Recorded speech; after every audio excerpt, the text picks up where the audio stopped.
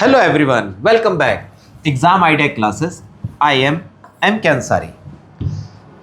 So आज start करते हैं हम बेटे chapter 11 of class 12 that is 3-dimensional geometry.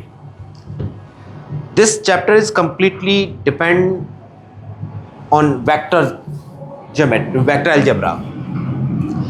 तो इस चैप्टर में ऑलमोस्ट थिंग वही है जो हम पहले से डिस्कस कर चुके हैं, जैसे direction cosine, direction ratios of the line. जब हम वेक्टर में बात करते हैं तो वहाँ वेक्टर बोलते हैं, यहाँ हम लाइन वर्ड यूज़ कर रहे हैं. सबसे पहले अगर हम डायरेक्शन कोसाइन की बात करें तो डायरेक्शन कोसाइन से before we have to know what about the direction angles.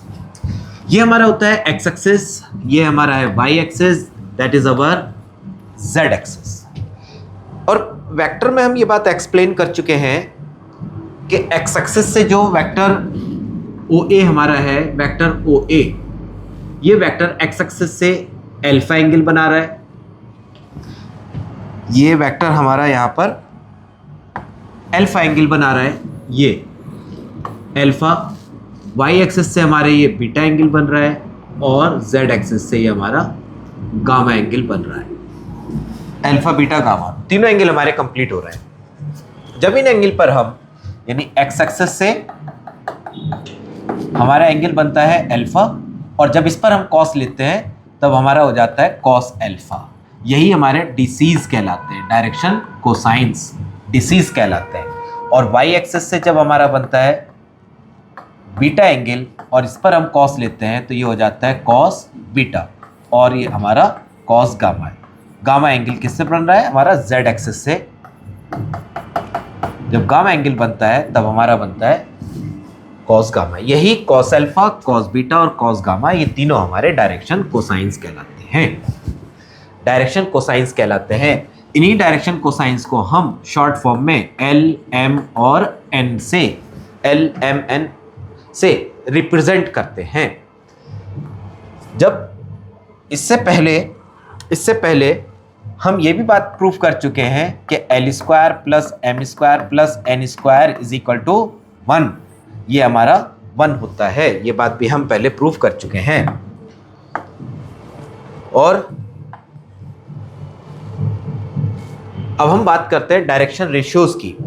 तो डायरेक्शन रेशियोज क्या है? जो एल, एम, एन यानी कि जो डायरेक्शन कोसाइंस हैं किसी भी वेक्टर के, जब हम उनको किसी कांस्टेंट से मल्टीप्लाई करते हैं तब वो हमारा डायरेक्शन रेशियोज में कन्वर्ट हो जाता है. Direction ratios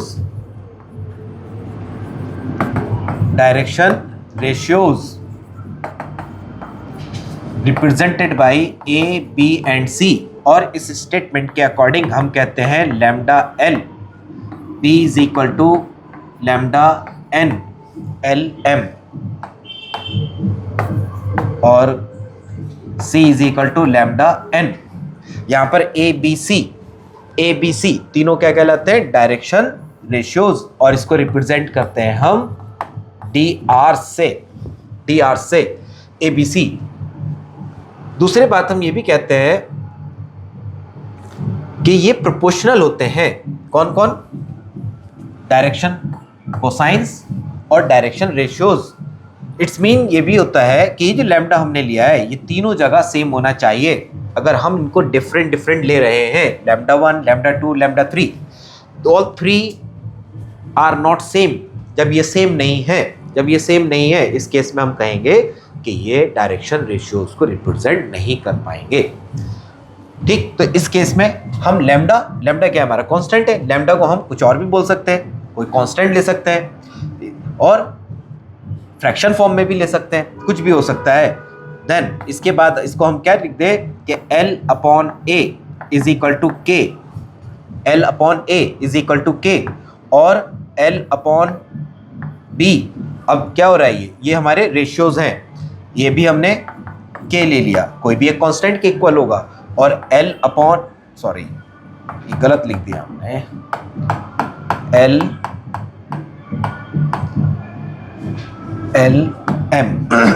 M upon B is equal to K, N upon C is equal to K. ये कांस्टेंट है. यहाँ से क्या होगा? L is equal to AK m is equal to B K और n is equal to C K. ये हमारे 3 constant आ जाते हैं। बट पहले से ही हम क्या जानते हैं, एल एम एन, ये हमारा रिलेशन कंफर्म है। ये वैल्यूज हम ऊपर अप्लाई कर देते हैं, यानी कि हमने क्या किया, l square plus M square plus N square is equal to A square k square. क्या किया हमने, a square k square plus B square k square plus C square k square. तीनों में के स्क्वायर कॉमन है, common ले ले, a square plus B square plus C square, और l square plus M square plus N square, इसकी value होती है 1। ये लिख दिया 1। यहाँ से हमें क्या मिलता है, K square is equal to A square plus B square plus C square, और ये आएगा डिनोमिनेटर में। तब हमने यहाँ पर डिनोमिनेटर का साइन लगाया और यहाँ पर हमने ये 1 राइट कर दिया, 1 राइट कर दिया। चलिए मैं इसको दोबारा लिख लेते हैं।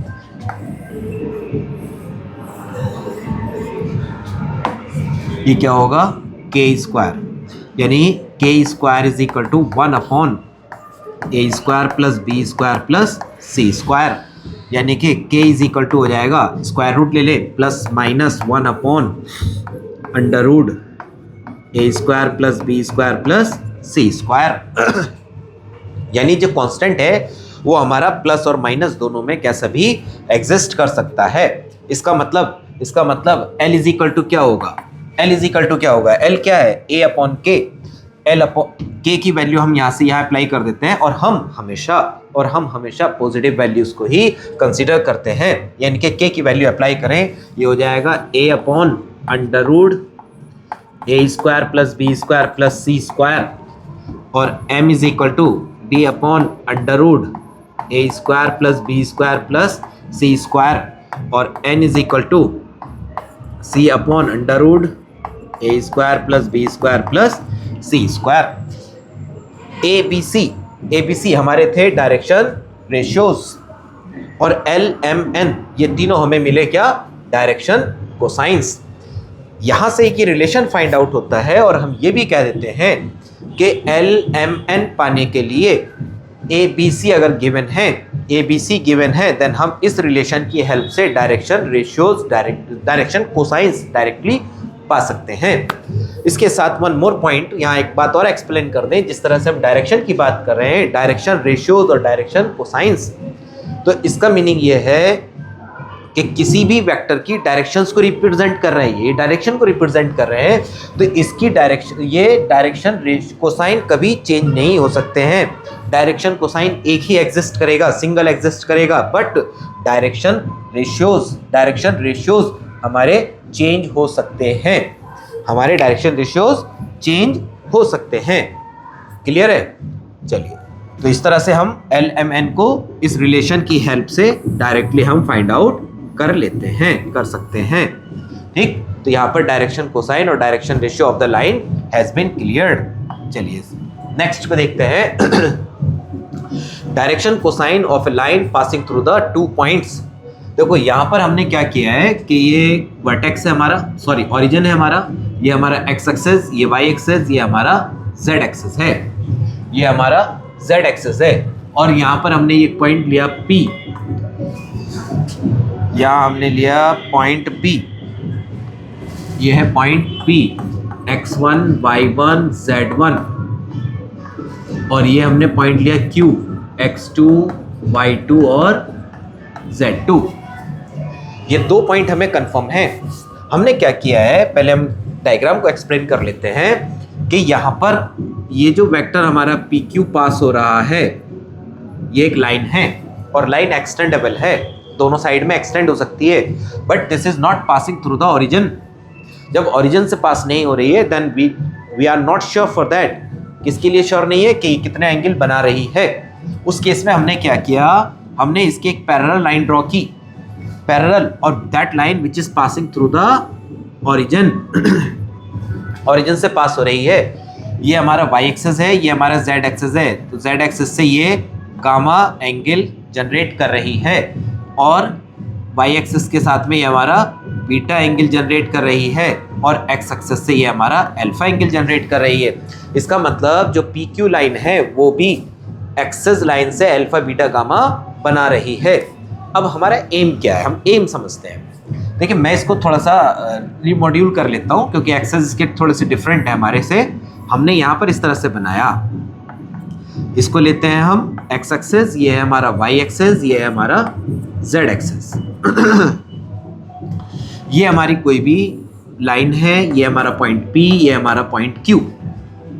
यहाँ से ये वाला जो प्लेन बन रहा है, ये प्लेन, ये वाला, ये पूरा प्लेन, यानी कि ऐसे मान लीजिए अगर हम रूम के एक कॉर्नर को अगर हम ओरिजिन कहें तो जो बेस बनेगा, जो बेस हमारा बन रहा है ये एक्स वाई प्लेन को रिप्रेजेंट करेगा जिस पर आप बैठे हुए हैं, ये एक्स वाई प्लेन को, और पॉइंट हमारा यहाँ पर है।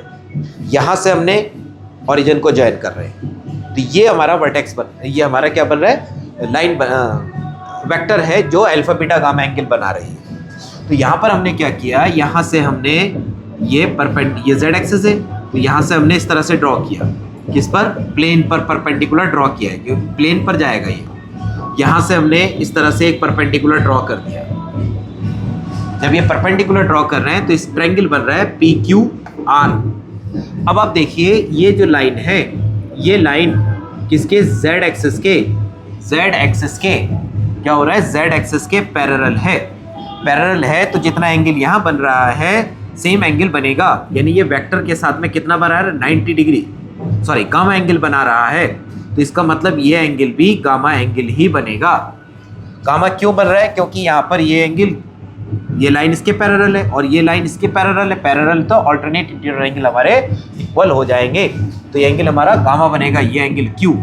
अब ये होगा हमारा बेस, ये होगा बेस एंगल के साथ में बन रहा है, और ये होगा हमारा परपेंडिकुलर। तो यहाँ पर हमने क्या किया, ये ट्रायंगल को इस तरह से ले लिया हमने,